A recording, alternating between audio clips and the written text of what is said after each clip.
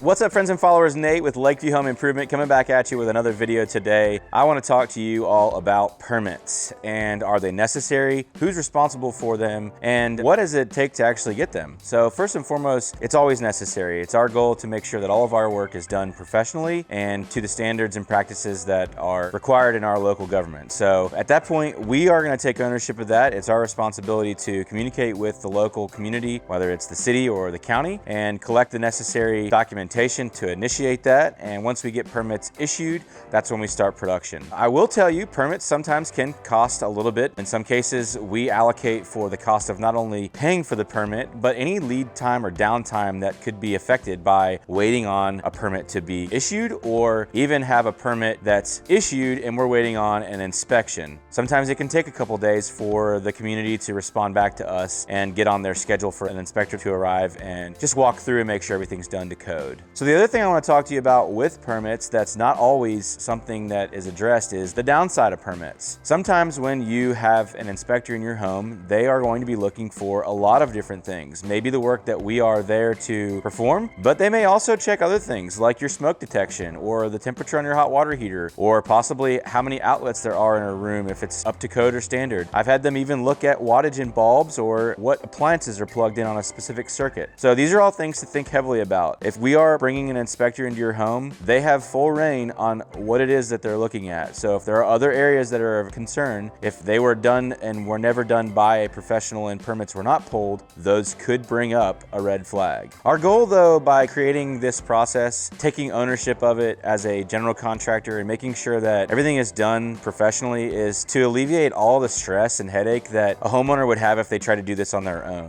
We want to make sure that, again, this process is enjoyable for you, and we will do that by taking ownership of all of the permits, the communication with the inspections, and getting all the detailed, tedious schedule in place to have it all done correctly. Well, that's a wrap. Thank you for watching. If this video was informative to you, please like it, share it with your friends and family, and we will catch you on the next one.